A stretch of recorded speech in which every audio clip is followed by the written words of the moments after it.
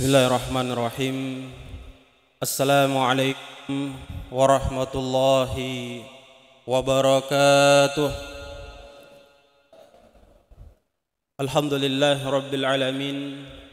Arsala rasulahu bil huda wa dinil haq liyudhhirahu ala dini kulli wa kafa billahi shahida. Ashhadu an la ilaha illallah wahdahu la syarika lah wa asyhadu anna Muhammadan abduhu wa rasuluhu la nabiyya ba'dah. Bapak Ibu jamaah salat subuh yang sama berbahagia, pertama-tama terus mari kita memanjatkan puja-puji syukur kita kehadirat Allah Subhanahu wa taala, karena Allah telah begitu banyak memberikan kesempatan kepada kita untuk bersama-sama berfastabiqul khairat, berlomba-lomba melakukan kebaikan untuk menjadi jembatan kita menuju kebahagiaan kita kelak di akhirat. Mudah-mudahan Allah memberikan keistiqomahan kepada kita untuk terus melakukan hal yang demikian sehingga ajal menjemput diri kita.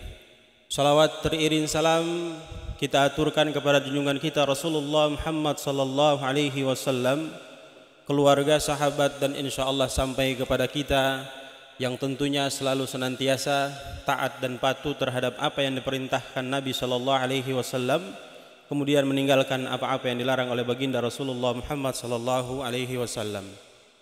Hadirin Bapak Ibu jamaah yang sama berbahagia, satu ketika malaikat Jibril alaihi salam menghampiri Rasulullah Muhammad sallallahu alaihi wasallam. Kemudian malaikat Jibril memberikan wasiat kepada Rasulullah Muhammad sallallahu alaihi wasallam. Apa wasiat yang disampaikan malaikat Jibril alaihissalam kepada Rasulullah Muhammad sallallahu alaihi wasallam? Malaikat Jibril mengatakan, "Ya Muhammad, ishma syi'ta fa innaka mayyitun."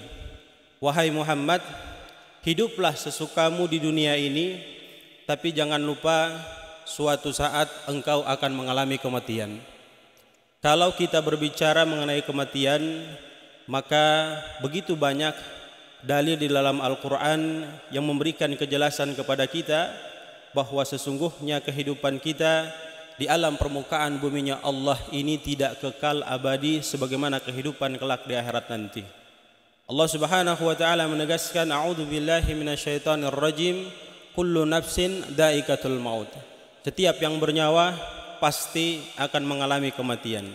Fa idza jaa ajaluhum la yastakhiruna saha wa la yastaqdimun.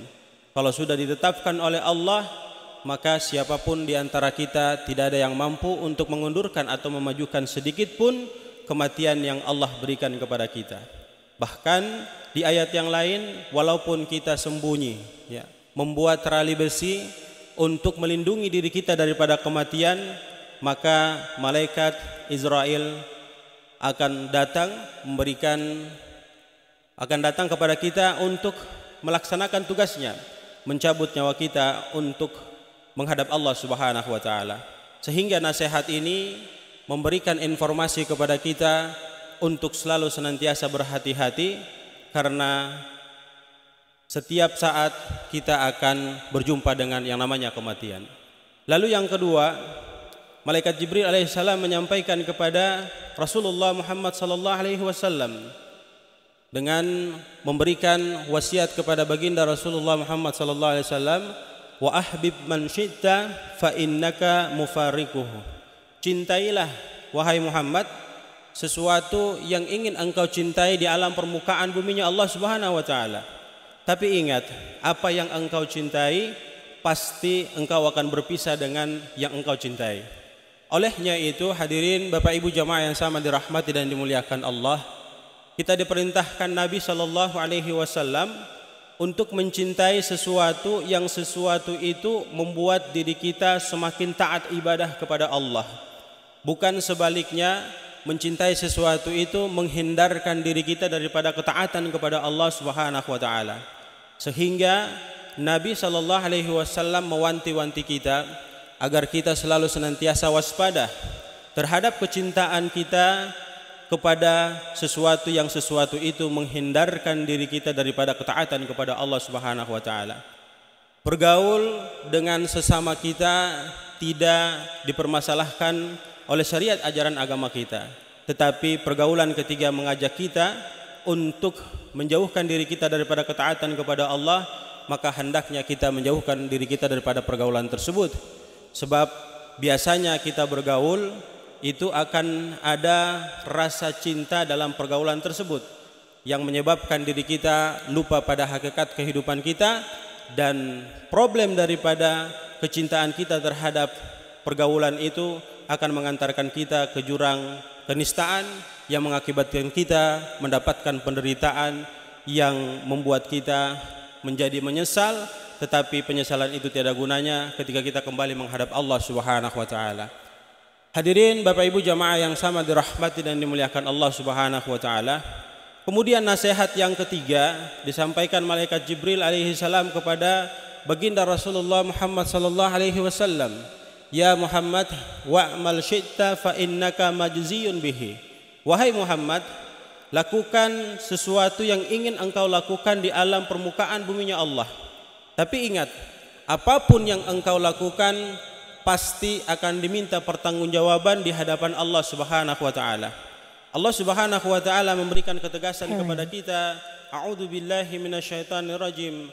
Faman ya'mal mithqala dzarratin khairan yarah wa man ya'mal mithqala dzarratin syarran yarah. Sekecil apapun perbuatan baik, sekecil apapun perbuatan buruk yang dilakukan oleh kita yang namanya manusia, pasti akan dibalas oleh Allah Subhanahu wa taala. Sehingga ini memberikan satu teguran kepada diri kita bahwa apapun yang kita lakukan tentu dipantau oleh Allah Subhanahu wa taala. Oleh karena itu hadirin Bapak Ibu jamaah yang sama dirahmati dan dimuliakan Allah, paksakan diri kita untuk terus melakukan kebaikan dan paksakan diri kita untuk meninggalkan hal-hal yang buruk. Sebab ketika kita mampu mengajak diri kita melakukan kebaikan, tentu akan memberikan kebahagiaan kepada diri kita. Kalau kita tidak mampu mengajak diri kita untuk melakukan kebaikan, maka akan memberikan kerugian yang sangat besar bagi diri kita dan membuat kita menderita, dan penderitaan itu akan mengakibatkan kesengsaraan yang pedih kepada diri kita. Hadirin Bapak Ibu jamaah yang sama dirahmati dan dimuliakan Allah. Kemudian Rasulullah sallallahu alaihi wasallam diberikan wasiat oleh malaikat Jibril alaihi salam hal yang keempat. Malaikat Jibril alaihi salam menegaskan kepada Rasul sallallahu alaihi wasallam dengan kalimat, wahai Muhammad,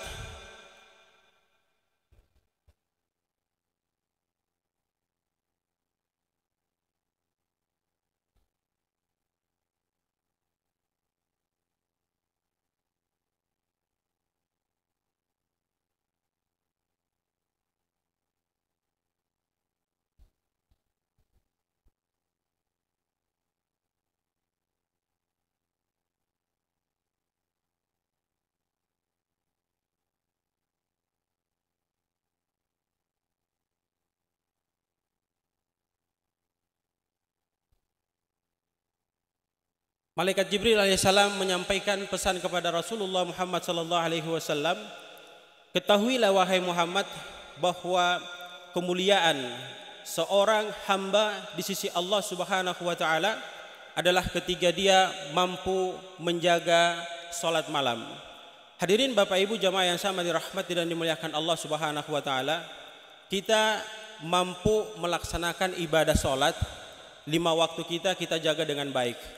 Tetapi kebanyakan dari kita kurang memperhatikan daripada pelaksanaan salat malam, sehingga Rasul sallallahu alaihi wasallam memerintahkan kepada kita untuk melatih keimanan kita. Kekuatan yang harus kita lakukan dalam diri kita agar keimanan kita itu jadi terjaga adalah dengan melaksanakan ibadah salat malam. Sehingga dengan melaksanakan salat malam akan menghadirkan kekuatan iman yang tangguh kepada diri kita, yang dengan itu akan mengantarkan diri kita semakin kuat ibadah kepada Allah Subhanahu wa taala.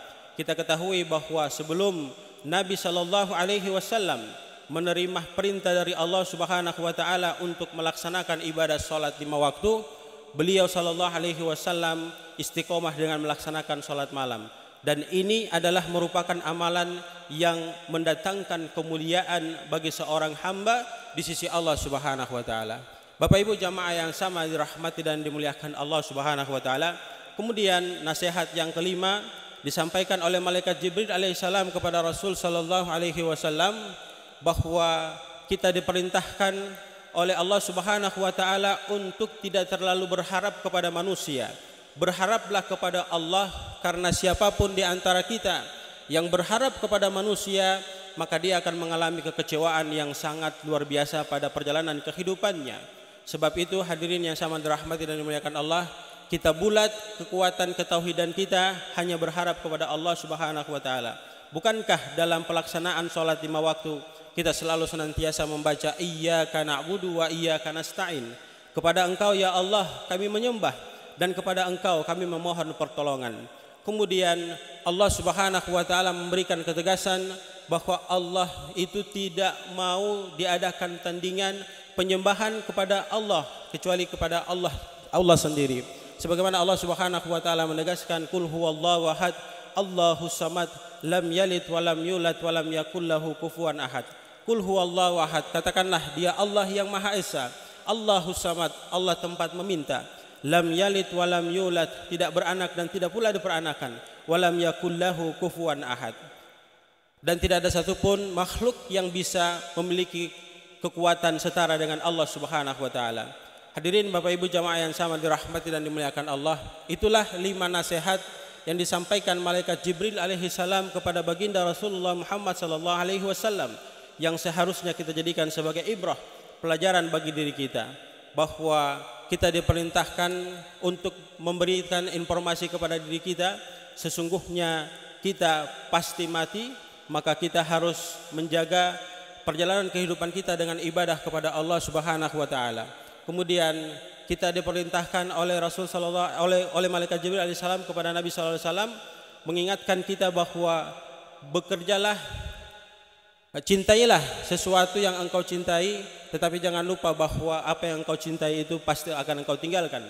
Kemudian yang ketiga, bekerjalah atau lakukan sesuatu apa yang ingin engkau lakukan, tapi ingat bahwa apa yang engkau lakukan pasti akan diminta pertanggungjawaban di hadapan Allah Subhanahu wa taala. Kemudian yang keempat, diperintahkan kepada kita untuk menjaga salat malam, karena salat malam memberikan kemuliaan kita di sisi Allah Subhanahu wa taala. Dan yang terakhir, jangan sekali-sekali kita berharap kepada manusia, tetapi berharaplah kepada Allah. Ikhtiar boleh kita lakukan, tetapi berharap hanya kepada Allah, tawakal kepada Allah, sehingga hasilnya tidak memberikan kekecewaan kepada diri kita. Mudah-mudahan apa yang kami sampaikan bisa memberikan manfaat kepada diri kita semua. Kurang lebihnya mohon dimaafkan. Subhanakallahumma wa bihamdika asyhadu an la ilaha illa anta astaghfiruka wa atubu ilaik. Billahi taufiq wal hidayah. Assalamualaikum warahmatullahi wabarakatuh.